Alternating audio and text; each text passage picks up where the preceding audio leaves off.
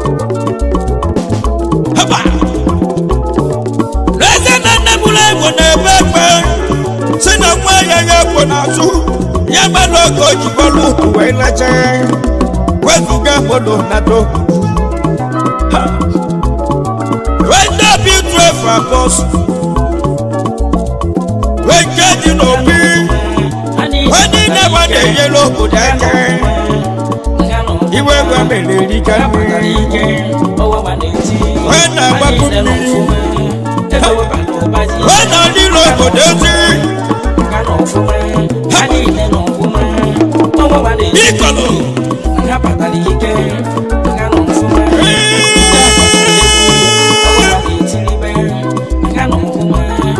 Wenu sebo keme n'obi inanuka mmagu na-akpe Wenda bi 12 apos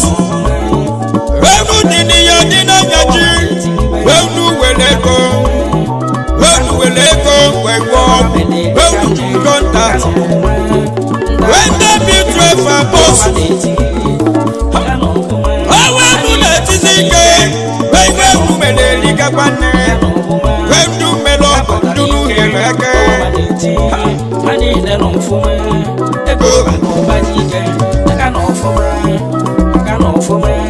When the prophet was proposed, what's the number you get your job for the Ganatan?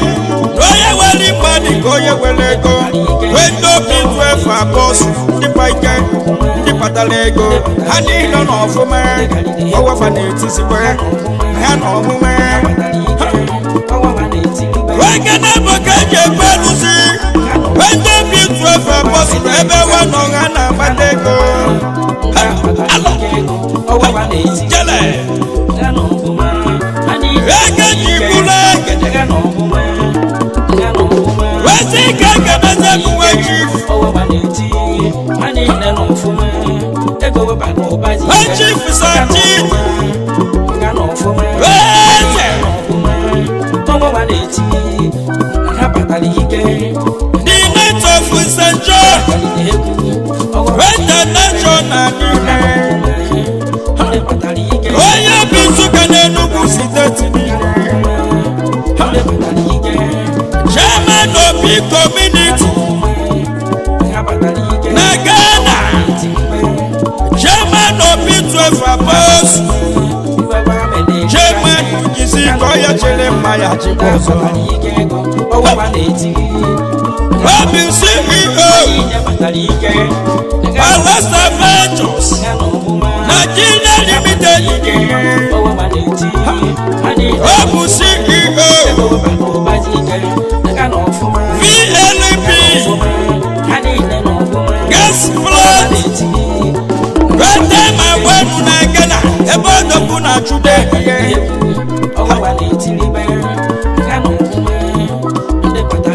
Again also fun as social incident Yako the Puna Zona Gana Ezigbo Yego Wakamino from Owagineti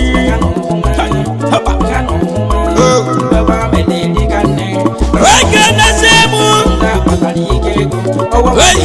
Highness Igbo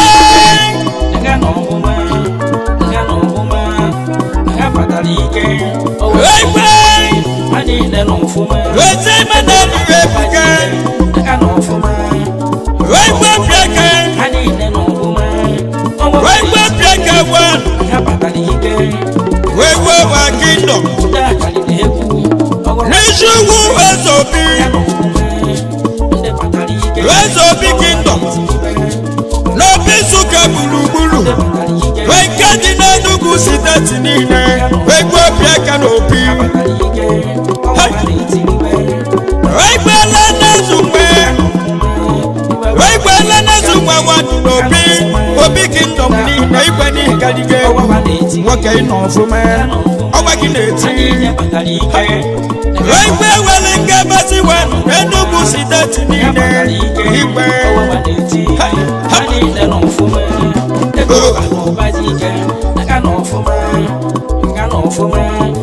Wenje Muge Kanazia Wenji Fogwafi Wanagachi Debele Wagama Waluse Botefe Nobi Waluse Botefe Wanu Nobi Alusi Botefe Nobi Wakanala Wakato from Motabasi Dini Jenny Wala Nagana Kina Tragedy Ghana Uganda One man possess it for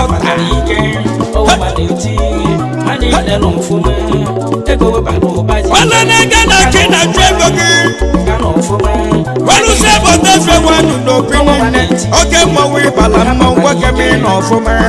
alusi patalike owagi neti haba oya mala lu se bote fe magomo oya wasi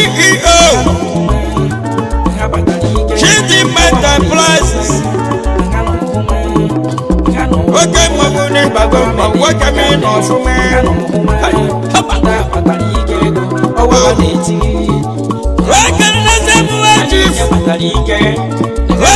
Chief Badabo oye malo no bisuke nenugu sidati nine wese ibeku wanu no potogena webodoku na judekile wekena togodo na tinwoyi wekena tubate kwadi niche niche oyo tutu efa posu wela no bodo china webe wukina dwakwa wake moka telegema wake mi no fume owagi neti wake maudike tikalele oge lana yelo peyeke odokuni bagomo weno fuma lo weke dino binsuka neto musideti ijele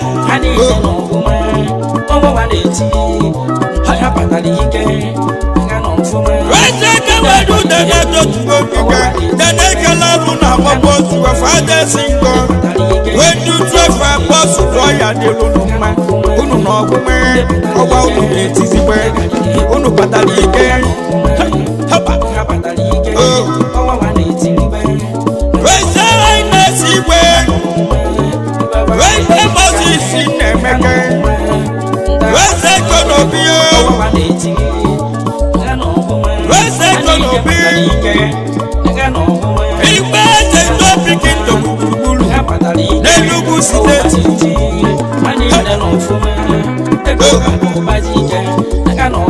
wese mai one of a pikinto Dogu dike dikelele ni wele ngabasi unu n'ofume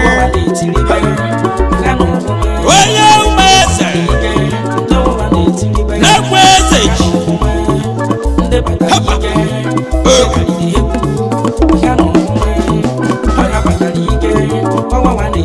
Chairman Chief Executive Evergreen King Assos Group of Companies Nigeria Limited weke na gbagba fedi niche niche n'ime aka na-ebukwa afe weke mi n'ofume ọwa gị na-eti weke ị n'ofume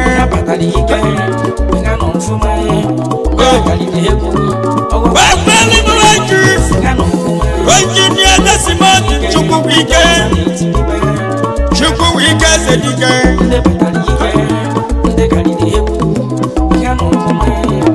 onye mụ machi n'ido pikindom niile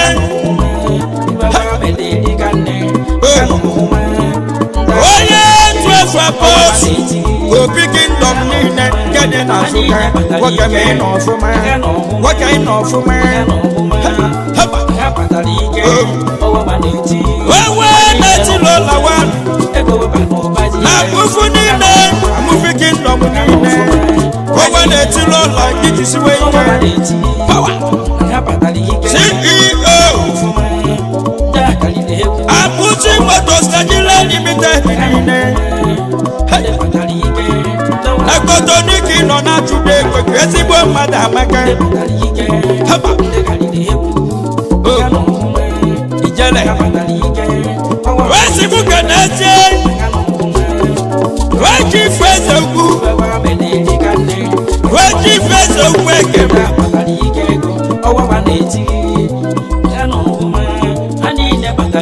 onye muhu n'ezema ịdị obi weke dị n'Enugu steeti niile nke dị na Nsụka gayala iwere iwe nwoke m ịnọ ọfụma AK-47 Igbo ya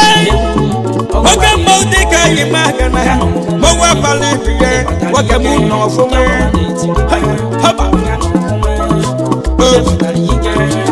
aka na-ele oke enough fọ na sọsọlisi ka eji mmanụ odogwu na labasi na gana ebe ebugo odogwu na-achọ ego ya ndị kpatara ike unu na ọgwụma ọgwa unu na-etinye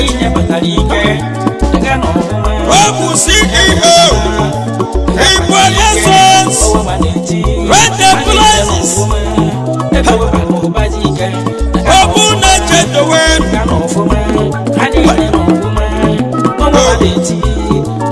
eberebe na-ewere ikwu ekwue alụkwu na-ekwu gbagode na mgbawa akpagbu ekwue na-ekpe egwu eluigwe Chief Ajụnusu Chukwu Emeka ugwu ebe onye eme gburugburu na nwele Idobi weke dị na Nsụka n'Enugu steeti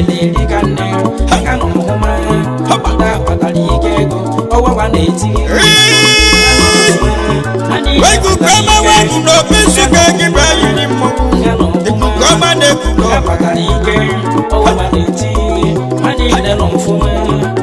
oke mmanwụ ife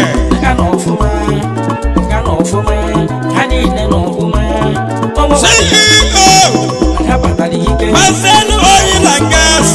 Nigeria Limited niile ndị kpatara ike weke dị na Abuja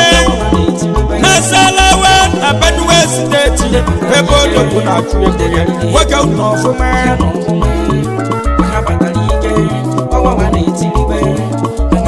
Igbo Chief Dominican Ifechukwu Weleje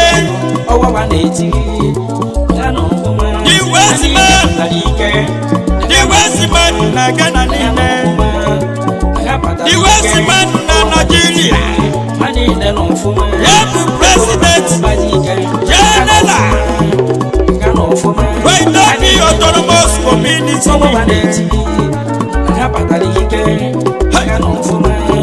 obodo ezuwela wadụ na Igbo odokwumadala ego owezugo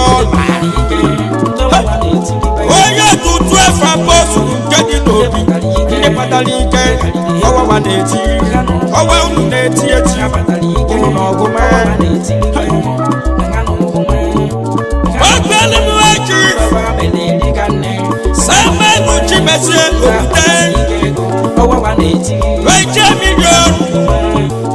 onye Idobi gwadụ na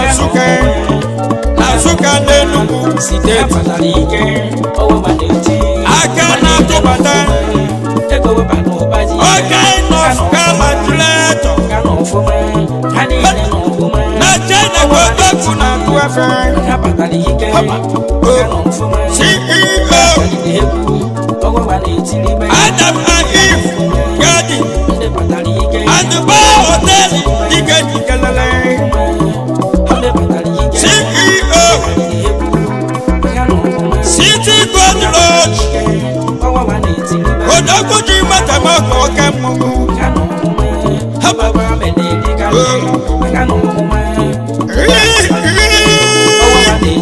wele ebune mmadụ suru Igbo gbawa gbegbe ya na-agbe wenye wele gabako mmụmụ ndị tụwa efe abọsụ wenge dị n'obi wende bi tụwa efe abọsụ oya dịgbalụ ebenebe igbe unu na-edike unu n'ọfụma ọgba unu na-eti eti wende unu nyere aka nne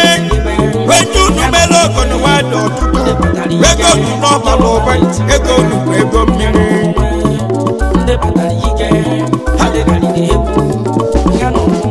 ofe nna gbe n'isi unu ogologo dị na-alụsi ike wee kwakụ iwe ego igwe ọ ga-adị unu n'aka unu ga-etinye n'okwu eke ọ ga-adị n'ụlọ mma unu n'ọgwụme alọbịa yiri mụ ka nna bụ obodo nne m achịrịgo juwe ijele ọnụ kawe kotu ya yo degba ala ya tujaja sude